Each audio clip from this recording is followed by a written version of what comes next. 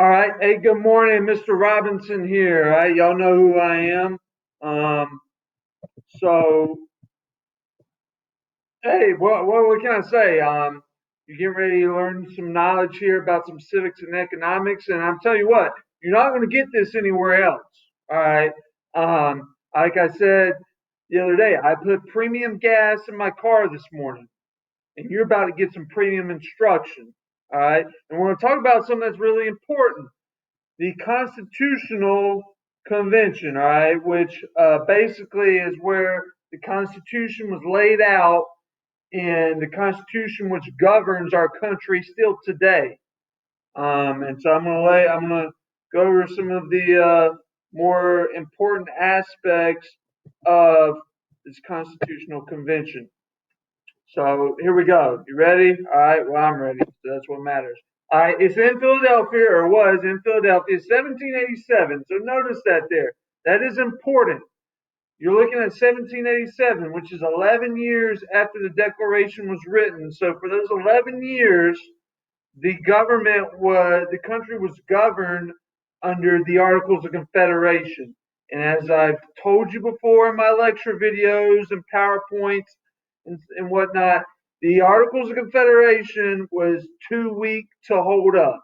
All right, couldn't take it, couldn't take the heat, so they ended up getting rid of it. But they come up with the Constitution, and in 1787. So you got to think now. That's what 233 years ago, and it's still working today. All right. So it's really significant that it's still working, because most of the time these documents that govern countries, when they're put into use, they don't last that long at all, especially in a democrat this idea of democracy that the United States was experimenting with. So it's in Philadelphia. It was in Philadelphia. 12 of the 13 states were present. Rhode Island, they sat it out. 55 delegates, as it says on there. The idea was that we're going to simply revise the Articles of Confederation. They didn't want to necessarily overhaul it. All right, they just wanted to revise it and kind of maybe tweak or change a few things. All right, but eventually they're just going to say that's not going to work. All right. So every state except Rhode Island, they set it out. 55 delegates, all white males. Okay. So this is important because you're looking here at the very beginning of our country, and white males have more or less been put in a position of power throughout the entirety of our country's history. All right, every president, for instance, has been a white male. All right, with the exception of Barack Obama was multiracial, but they've all been male. Okay, so that's significant that they're all white men who were at this constitutional convention. What was the purpose? All right, I went over that. They wanted to revise the articles. So that was the original purpose. But what happened was they started looking at it and they said, no, this isn't going to work. All right. Kind of like me the other day when I got dressed to come to work. I was looking at my outfit and I was like, well, maybe I'll just go with a different tie, or I'll change a different coat or something. No, finally I just said, you know what? I'm changing the whole thing. Put on a completely different outfit. All right. Now that is not to compare my outfit with the Constitution, but I'm just trying to give you guys an example. So they said, look, we're just going to rewrite this whole thing, redo the whole thing. And they write a Constitution. So, like I said, the revision is not possible. There are too many problems. One vote per state. Now they keep this meeting secret. All right. They basically, this is always interesting to me. They basically every day they show up at this Independence Hall. They lock themselves, or they show up at this building where they're having the Constitution, and they lock themselves in the building. They become like almost like a secret society. All right, nobody outside really knows what's going on, and So they lock themselves in there. Now this is in the summer. All right, it's really hot in there. I'll explain.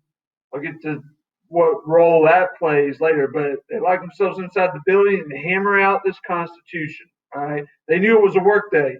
So the guy who they have to elect the leader for the Constitution or someone to preside over it. Well, none other than George Washington is elected. All right. He said George Washington, remember the military hero from the Revolutionary War, which we don't really study as much the war itself during this class, but if you're so lucky to have me for American History 1, which I also teach, we'll talk about the role he plays as the commander in chief of the armed forces during that war, or the lead general. And so they say, well, we'll have him. He's a fair guy. We'll elect him leader of this convention. Right? You don't need to know that. Why was it significant? Well, it was where our Constitution was written, which is still the basis of our country's government and society today, 233 years later. So they write it out. Boom. They hammer out this Constitution. Now, when they get to it, the end of actually passing or ratifying, as it's known, all right, you have some people who support it, some who don't support it. So remember, the government under the Articles of Confederation was it was too weak. All right, it gave too much power to the states. Well, before the country was founded, we were governed, the colonies were governed under a monarchy, which means the government itself, the federal government, had too much power. So this Constitution is kind of like a medium between it. It gives power to the states, all right, but it also gives power to a central or federal government. And you have two groups. You have a federalist and anti-federalist that are debating the ratification of the Constitution. The Federalists, they support it. The Federalists want a strong central government. The Anti-Federalists want more power to the states. All right, and they want more power to individuals, more power to protect individual rights, state, and more power to the states. So they have to come on to a compromise, and the compromise they come up with is the Anti-Federalists. They lay out a Bill of Rights, which is the first 10 amendments in the Constitution. All right, the Bill of Rights guarantee individuals certain rights. All right, for the right of freedom of speech. All right, the right to bear arms. Those are the first two. The right of not having to house soldiers. That's the third one. Okay, the right of not having your property seized without a search warrant. All right, the right to not incriminate yourself in trial, no double jeopardy. All these things are in the Bill of Rights, and the anti-federalists would not ratify the Constitution unless there was a Bill of Rights. So that's the process. The Federalists are supporters of the Constitution. Anti-Federalists, not really supporters. They would not. They agreed to ratify it if there was a Bill of Rights put in it. So Bill of Rights, first 10 amendments. So there you go. Federalists, a loose interpretation. Now, when we talk of interpretation of the Constitution, this is what I have students try to explain to students.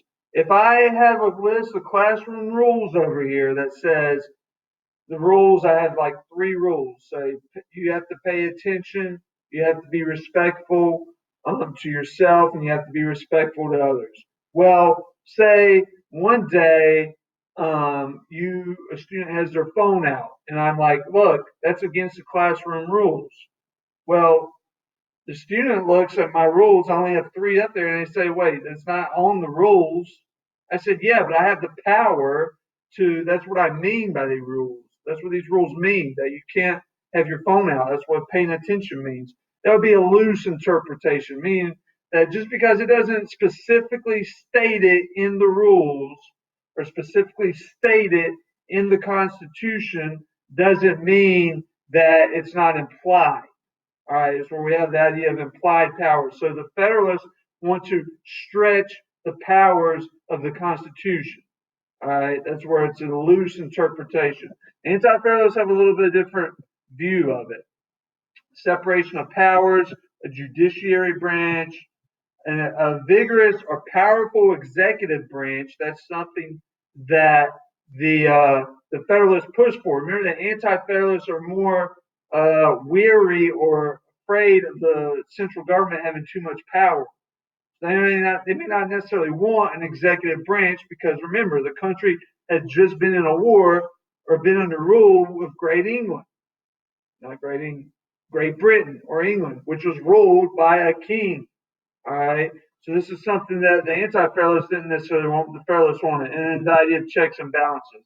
So they write these whole papers that were promoting the Constitution and the idea of a strong central government, known as the Federalist Papers, written by Alexander Hamilton, James Madison, and John Jay, three of the founders of our country. So on the other side, you have the anti-federalists, a strict interpretation. That goes back to my classroom rules. Meaning, if it doesn't specifically, like the student would argue, it doesn't specifically state that I can't have my cell phone out. So, what were you trying to get at, Mr. Robinson? You didn't say it right there in your classroom rules. That would be a strict interpretation. Individual rights, states' rights, these are things the anti-federalists were all pushing for. All right, there's states' rights again. And they write in response these anti-federalist papers written by Patrick Henry. Well, it doesn't say, but Patrick Henry was one of the ones who wrote that. So it's debated. All right, these are issues that debate. One is representation. So how are states going to be represented in Congress? How should slaves be represented? All right, and we're going to look at a couple. I'm trying to go through this fairly quick, but we're going to look at some of the compromises that were came up with. Remember, a large state, it's going to benefit you more if you're a large state for states to be represented on proportion of population, meaning the state with the greatest population has the most representation. A small state wants it to be equal across the board. All right. During this time, and that's what I'm getting into next. During this time, Virginia was the biggest state in the country, the United States, kind of like maybe California is today. All right, the biggest in terms of population. So what they want, Virginia, is they want a plan where it's based on population. The representation is based on population. That's going to give them more power. That's going to give the other large states more power. All right. But if you're a smaller state, you don't want that. All right. So the smaller states come up with their own plan, the New Jersey plan. All right. They want it equal across the board. So you got the Virginia plan, which the big states favored, all right, because it's based off population. You have the New Jersey plan, which the small states favored because it's equal across the board. What do? Well, you come up with a compromise, all right? Meaning you have representation in two houses, a bicameral Congress, all right? So you have a House of Representatives, which is the model of the Virginia plan, meaning in the House of Representatives, this is still used today, you have the number of representatives is in proportion to the number of people in the state. So for today, example, California is the largest, has the most population of any state in the union. So they have the most representatives. Wyoming has the least amount of people in the country. So they have the least amount of representatives. All right. So there's one. That's based off the Virginia plan. The New Jersey plan, you have the implementation of a Senate, meaning every single state has two. All right. It's equal across the board. Now, the other one important one, and I'm trying to wrap this up here, is I'm trying not to be too long-winded here. So, but anyways, is the 3/5 compromise, the issue of slavery. All right, and this issue of slavery is something that basically fractures or almost self-destructs the country in the coming years as it moves forward. All right, but it's in the compromise. All right, this is one of the black marks, or it's in the Constitution. This is one of the black marks on the United States Constitution. The idea, or the very fact that's written in there, that a slave or a person, slaves are people, can only count for three-fifths of a person. So for every five slaves, five slaves, they count as three people. All right. Because remember, you're already starting to see lines being drawn with this. The southern states won't, even though they're not giving slaves any rights, they want the slaves to be counted as an entire person. And the northern states are like, no, you can't count them as entire people because you don't treat them like people. All right. But it's a political debate because the reason the southern states want them counted is so they would have more power. All right, the northern states, not necessarily that they were promoting equality. The reason they didn't want them counted is because they wanted more power.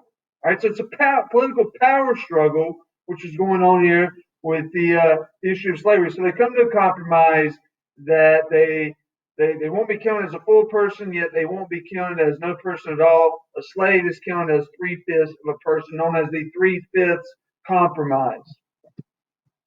All right, and then eventually, this is this is the last one I'm going to go through this one pretty quickly. All right, the new government under the Constitution is a stronger government. It has more power to tax, regulate trade. All right, binding these states into a union or a united country. That's what the Constitution did. I don't know if this is a way I used to explain to my students. I don't know if you had a teacher that kind of just let you do whatever you want to do in the class. All right, that would be the Articles of Confederation. Right? In my class, even though you're not physically in my class, but I keep a pretty tight rein on my students and make sure they're paying attention and make sure that they're following the rules and doing things like in cohesion. I'm the Constitution. All right. So that teacher lets you do whatever you want to do, has no authority over you. That's the Articles of Confederation. Me, I'm the Constitution. Maybe that helps you understand it a little bit better. But remember, I'm going to post this. There's some questions along with this. It's due Sunday night. The test is also due Sunday night. So I'm going to start making the assignments due on Sunday nights. That way it gives you the whole week, gives you extended time to complete them. But please, if you have any questions about this or anything else we've gone over, just give me an email.